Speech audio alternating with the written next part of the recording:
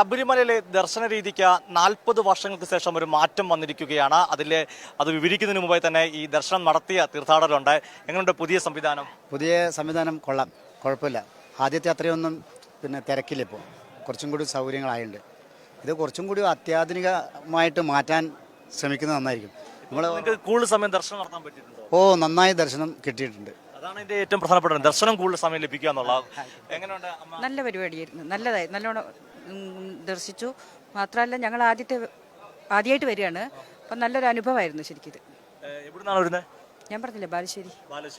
എങ്ങനെയുണ്ട് ദർശനം? വളരെ നന്നായിരുന്നു. ഈ ഒരു മാറ്റം എല്ലാവർക്കും കുറേ സമയം അയ്യപ്പനെ ദർശിക്കാൻ കഴിയും. വളരെ നന്നായി തോന്നി. ഒരുമിച്ചുള്ളതാണോ? ഒരുമിച്ചാ, മലപ്പുറം വളാഞ്ചേരി. വളരെ നന്നായിരുന്നു. തിരുവനന്തപുരം ജില്ലയിൽ നിന്ന് ഞാൻ ആണ് വരുന്നത്. പുതിയ നല്ലൊരു പരിപാടിയാണ് ചെയ്തിരിക്കുന്നത്.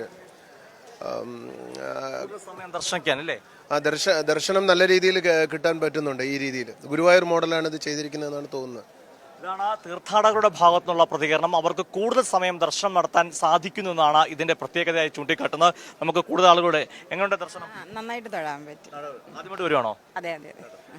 തീർത്ഥാടകരുടെ ഈ സംതൃപ്തിയാണ് ഏറ്റവും പ്രധാനപ്പെട്ട. അതായത് മുമ്പ് കാലങ്ങളിൽ ഫ്ലൈ ഓവർ വഴി എത്തി ശ്രീകോവിലിന് മുമ്പിലേക്ക് എത്തുന്ന ഒരു പതിവായിരുന്നെങ്കിൽ ഇത്തവണ അത് ബലിക്കൽ പുരയുടെ അകത്തിൽ കൂടെ അകംവശം വഴി, അതായത് 2 നിരയായി നീങ്ങി ശ്രീകോവിലേക്ക് എത്തി ദർശനം നടത്തുന്ന രീതിയാണ്.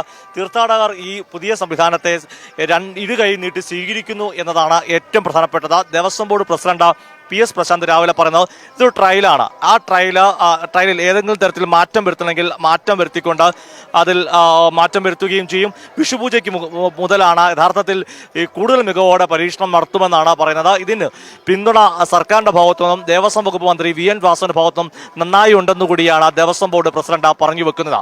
ക്യാമറമാൻ അഖിലേഷ് കുളമനൊപ്പം സുജി T ബാബു, കൈരളി ന്യൂസ്, സന്നിധാനം.